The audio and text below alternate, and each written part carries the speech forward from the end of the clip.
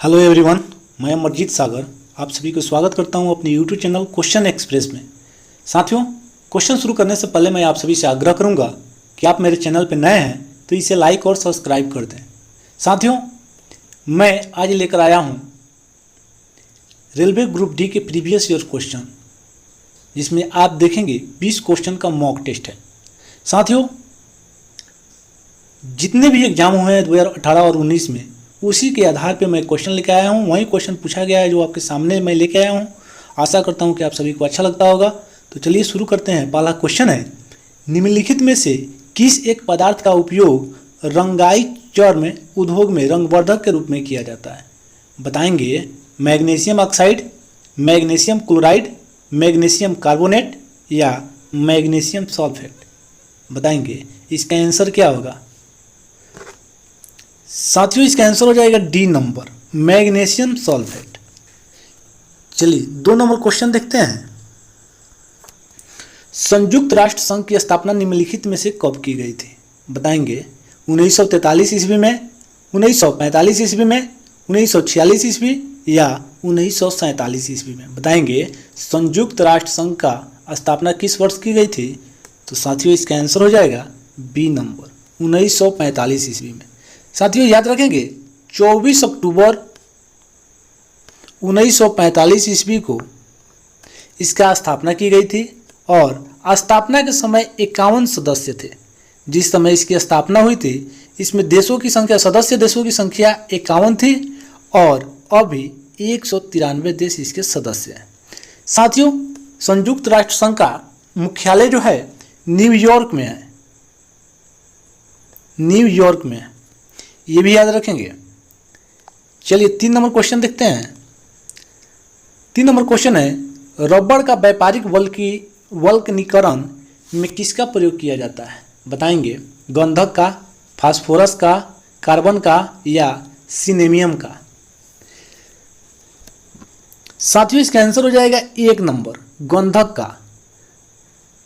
साथियों, गंधक का परमाणु संख्या 16 होता है, फास्फोरस का 15 होता है, कार्बन का 6 होता है और सिनेमियम का परमाणु संख्या 34 होता है। ये भी याद रखेंगे। चलिए देखते हैं 4 नंबर क्वेश्चन। नोबेल पुरस्कार किसमें योगदान देने के लिए नहीं दिया जाता है? बोले बात समझेंगे, नोबेल पुरस्कार किसमें योगदान देने के लिए नहीं दिया जाता है? साथियों, यह क्वेश्चन बताने से पहले मैं आप सभी को बताऊंगा कि नोबेल पुरस्कार अल्फ्रेड नोबेल के नाम पर शुरू किया गया था। साथियों, अल्फ्रेड नोबेल डायनामाइट की खोज किए थे और डायनामाइट का खोज 1867 ईस्वी में किए थे। साथियों, अल्फ्रेड नोबेल स्वीडन के रहने वाले थे और नोबेल पुरस्कार की शुरुआत 1901 ईस्वी में हुई थी। ये भी याद रखेंगे, 1901 ईस्वी में हुई थी। और भारत में सबसे पहले नोबेल पुरस्कार 1913 ईस्वी में रविंद्रनाथ टैगोर को साहित्य के क्षेत्र में दिया गया था। लेकिन क्वेश्चन यहाँ क्या कह रहा है? क्वेश्चन कह रहा है नोबेल पुरस्कार किसमें योगदान देने के लिए नहीं दिया जाता है? शांति के क्षेत्र में, अर्थशास्त्र के क्षेत्र में, चिकित्सा के क्षेत्र में या कंप्यूटर विज्ञान के क्षेत्र में? किसमें नहीं दिया जाता है? साथियों, डी नंबर इसका आंसर हो जाएगा, कंप्यूटर विज्ञान के क्षेत्र में बिल्कुल नहीं दिया जाता है। साथियों, यह नोबेल पुरस्कार 6 क्षेत्र में दिया जाता है। याद रखेंगे कौन कौन क्षेत्र है? शांति, अर्थशास्त्र, चिकित्सा, भौतिकी, रसायन और साहित्य। 1 2 3 4 5 6 याद रखेंगे। शांति, अर्थशास्त्र, चिकित्सा, भौतिकी, रसायन और साहित्य, ये 6 क्षेत्र में दिया जाता है। चलिए नेक्स्ट क्वेश्चन देखते हैं। 5 नंबर क्वेश्चन है, निम्नलिखित में से किस में कार्बन की उच्चतम प्रतिशत पाई जाती है? बताएंगे किस कोयले में कार्बन की उच्चतम प्रतिशत पाई जाती है? लिग्नाइट कोयला, बिटुमिनस कोयला, पीट कोयला या एंथ्रासाइट कोयला? एंथ्रासाइट कोयला।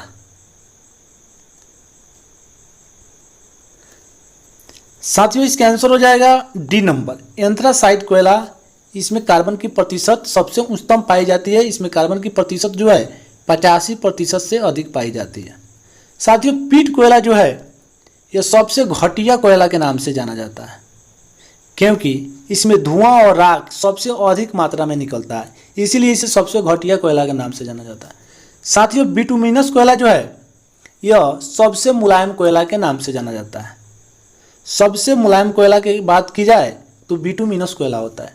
और साथियों, लिग्नाइट कोयला यह तमिलनाडु में सबसे अधिक मात्रा में पाया जाता है, ये भी याद रखेंगे। 6 नंबर क्वेश्चन देखते हैं। महिलाओं में अधिकतर किसकी कमी के कारण, मतलब किसकी कमी प्रायः होती है? आयोडीन की, फास्फोरस की, आयरन की या कोबाल्ट की? बताएंगे। महिलाओं में सबसे अधिकतर किसकी कमी होती है? तो इसका हो जाएगा आंसर सी नंबर, आयरन की कमी होती है।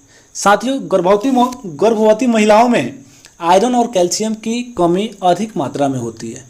साथियों, आयरन की कमी को दूर करने के लिए हम लोग पालक का साग का यूज कर सकते हैं। पालक में सबसे अधिक मात्रा में आयरन मिलता है, ये भी याद रखेंगे। चलिए 7 नंबर क्वेश्चन देखते हैं। विश्व ठहाका दिवस निम्नलिखित में से किस दिन मनाया जाता है? बताएंगे। विश्व ठहाका दिवस निम्नलिखित में से किस दिन मनाया जाता है? 2 जनवरी, 10 जनवरी, 15 जनवरी या 14 फरवरी? साथियों, इसका आंसर हो जाएगा बी नंबर, 10 जनवरी को विश्व ठहाका दिवस मनाया जाता है। साथियों, 15 जनवरी को थल सेना दिवस मनाया जाता है।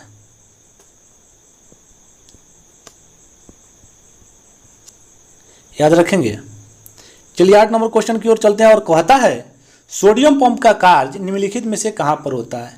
मांसपेशियों के संकुचन में, तंत्रिका आवेग में, हृदय की धड़कन में या इनमें से कोई नहीं? बताएंगे। सोडियम पंप का कार्य कहां पे होता है?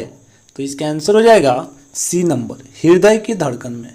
साथियों, हम सबको पता है कि 1 मिनट में हृदय जो है हम लोग का 72 बार धड़कता है। चलिए 9 नंबर क्वेश्चन की ओर चलते हैं और 9 नंबर क्वेश्चन कहता है धार्मिक त्यौहार दशहरा निम्नलिखित में से किस राज्य में मनाया जाता है? बताएंगे। धार्मिक त्यौहार दशहरा किस राज्य में सबसे अधिक मनाया जाता है? तमिलनाडु, कर्नाटक, केरल या आंध्र प्रदेश? साथियों, इसका आंसर हो जाएगा बी नंबर, कर्नाटक में। साथियों, कर्नाटक जो है, कर्नाटक का लोक नृत्य यक्षगान है। तमिलनाडु का भारतनाट्यम है। केरल का कथकली है और आंध्र प्रदेश का कुचिपुड़ी है, कुचिपुड़ी। ये भी याद रखेंगे। चलिए देखते हैं 10 नंबर क्वेश्चन। प्रसिद्ध पुस्तक 2 लाइव्स का लेखक निम्न में से कौन है? विक्रम सेठ, गीता मेहता, अनीता देसाई या सलमान रुश्दी? बताएंगे। प्रसिद्ध पुस्तक 2 लाइव्स पुस्तक के लेखक कौन है? तो इसका आंसर हो जाएगा 1 नंबर, विक्रम सेठ। साथियों, इनके एक और पुस्तक है गोल्डन गेट, गोल्डन गेट। और एक और इनका पुस्तक है a suitable boy, a suitable boy. याद रखेंगे। 11 नंबर क्वेश्चन देखते हैं। निम्नलिखित में सुमेलित में गलत कथन को चुने, यानी जो दिया गया है उसमें गलत को चुनना है। बताएंगे। विटामिन ए का रासायनिक नाम रेटिनॉल होता है। बताएंगे। विटामिन सी का थायमिन होता है, विटामिन ई का टोकोफेरॉल होता है, इनमें से सभी गलत है। बताएंगे। इसका आंसर क्या हो जाएगा? साथियों, गलत की बात करें तो इसका आंसर हो जाएगा बी, क्योंकि विटामिन सी का रासायनिक नाम एस्कॉर्बिक एसिड होता है, एस्कॉर्बिक एसिड होता है। और विटामिन सी की कमी से मसूड़ों से खून आने लगता है। याद रखेंगे। विटामिन सी का सबसे अच्छा स्रोत आंवला होता है। चलिए देखते हैं नायलॉन का आविष्कार के साथ निम्नलिखित में से कौन संबंधित है? यानी नायलॉन के आविष्कार निम्नलिखित में से किसने किया था, कौन संबंधित है, ये आपकी विचारधारा पे निर्भर करती है। और बताएंगे। लुई पास्चर, जॉन कॉर्बट, जे नाइसफोर नाइसफ्रे या डॉक्टर वेलेस एच कैरापर्स? साथियों, इसका आंसर हो जाएगा D number, doctor Wallace H कैरापर्स।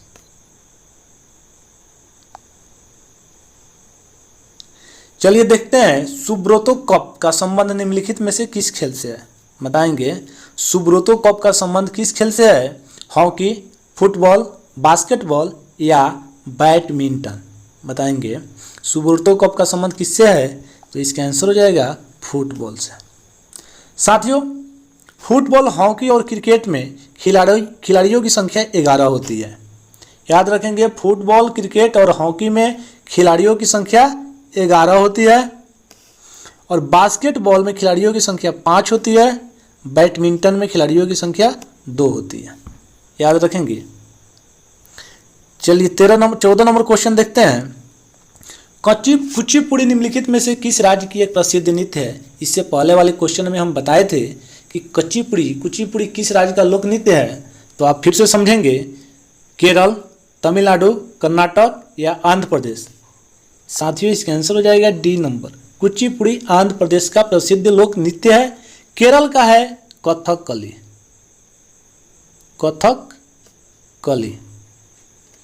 Tamil Nadu का है भारतनाट्यम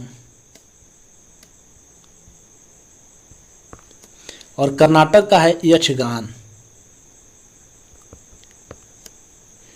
चलिए देखते हैं 15 नंबर क्वेश्चन कहता है 8 मार्च को निम्नलिखित में से किस दिवस के रूप में मनाया जाता है। विश्व पर्यावरण दिवस, विश्व विरासत दिवस, अंतर्राष्ट्रीय महिला दिवस या युवा दिवस। बताएंगे 8 मार्च को निम्नलिखित में से किस दिवस के रूप में मनाया जाता है, तो साथियों इसका आंसर हो जाएगा सी नंबर, अंतर्राष्ट्रीय महिला दिवस। साथियों, विश्व पर्यावरण दिवस 5 जून को मनाया जाता है और विश्व विरासत दिवस 18 अप्रैल को मनाया जाता है और युवा दिवस की बात करें तो यह 12 जनवरी को मनाया जाता है और विश्व युवा दिवस की बात करें तो 12 अगस्त को मनाया जाता है। ये भी याद रखेंगे। 16 नंबर क्वेश्चन देखते हैं। रेड क्लिफ रेखा किन 2 देशों के बीच का अंतर्राष्ट्रीय सीमा रेखा है। बताएंगे रेड क्लिफ रेखा किन 2 देशों के बीच का अंतर्राष्ट्रीय सीमा है। भारत और पाकिस्तान, भारत और बांग्लादेश, भारत और चीन या भारत और नेपाल। साथियों, इसका आंसर हो जाएगा 1 नंबर। भारत और पाकिस्तान के बीच की सीमा रेखा को रेड क्लिफ रेखा के नाम से जाना जाता है। साथियों, रेड क्लिफ रेखा का निर्धारण 1947 ईस्वी में सर जॉन रेड क्लिफ के द्वारा किया गया था। साथियों, भारत और चीन की सीमा रेखा को मैकमोहन रेखा के नाम से जानते हैं। मैकमोहन रेखा, इसका निर्धारण 1914 ईस्वी को किया गया था। ये भी याद रखेंगे। 17 नंबर क्वेश्चन देखते हैं। विद्युत धारा से लगी आग को बुझाने के लिए जल का प्रयोग क्यों नहीं किया जाता है। बताएंगे विद्युत धारा से लगी आग को बुझाने के लिए जल का प्रयोग क्यों नहीं किया जाता है। उससे इलेक्ट्रोशन हो सकता है, उससे जल अपघटन हो सकता है, उससे विद्युत अपघटन हो सकता है या उससे तारों में खराबी आ सकती है। बताएंगे साथियों, इसका आंसर हो जाएगा 1 नंबर, उससे इलेक्ट्रोक्यूशन हो सकता है, यानी उससे हमको झटका लग सकती है, उससे हम प्रभावित हो सकते हैं, उससे हमको विद्युत का झटका लग सकता है, इसलिए हम लोग जल का प्रयोग नहीं कर सकते हैं। चलिए देखते हैं 18 नंबर क्वेश्चन। 18 नंबर क्वेश्चन है, निम्नलिखित में से कौन एल्यूमिनियम का अयस्क नहीं है। क्रायोलाइट, बॉक्साइट, फेल्सपार या एजुराइट। बताएंगे निम्नलिखित में से कौन एल्यूमिनियम का अयस्क नहीं है, तो इसका आंसर हो जाएगा डी नंबर, एजुराइट। साथियों, एल्यूमिनियम का सबसे प्रसिद्ध अयस्क जो है बॉक्साइट होता है, क्रायोलाइट होता है, फेल्सार होता है, बट एजुराइट नहीं होता है। याद रखेंगे। चलिए देखते हैं 19 नंबर क्वेश्चन। स्वादिष्ट भोजन को देखते ही मुंह में पानी आ जाता है, यह है एक क्या। बताएंगे स्वादिष्ट भोजन को देखते ही मुंह से पानी आ जाता है, यह एक क्या है। हार्मोनी अनुक्रिया, प्रकाशिक अनुक्रिया, उदासीन अनुक्रिया या घ्राण अनुक्रिया। साथियों, इसका आंसर हो जाएगा सी नंबर, उदासीन अनुक्रिया। स्वादिष्ट भोजन को देखते ही मुंह से अगर पानी आ जाता है तो वह है उदासीन अनुक्रिया। चलिए 20 नंबर क्वेश्चन देखते हैं। मेटूर बांध निम्नलिखित में से किस नदी पर बनाया गया है। कृष्णा नदी पे, नर्मदा नदी पे, कावेरी नदी पे या महानदी पे। बताएंगे मेटूर बांध किस नदी पे बनाया गया है। साथियों, इसका आंसर हो जाएगा सी नंबर कावेरी नदी पे बनाया गया है। साथियों, अगर आप सभी को यह वीडियो अच्छा लगा हो, हेल्पफुल लगा हो, तो प्लीज़ आप मेरे चैनल को लाइक करें, सब्सक्राइब करें, अपने साथियों के साथ शेयर करें। साथियों, इसी तरह का मॉक टेस्ट मैं डेली लेके आता हूं और आशा करता हूं कि आप सभी को अच्छा लगता होगा। चलिए तो अगले नेक्स्ट वीडियो में मिलते हैं। तब तक के लिए आप सब अपना ख्याल रखें। जय हिंद, जय भारत, वंदे मातरम। आपका दिन शुभ हो।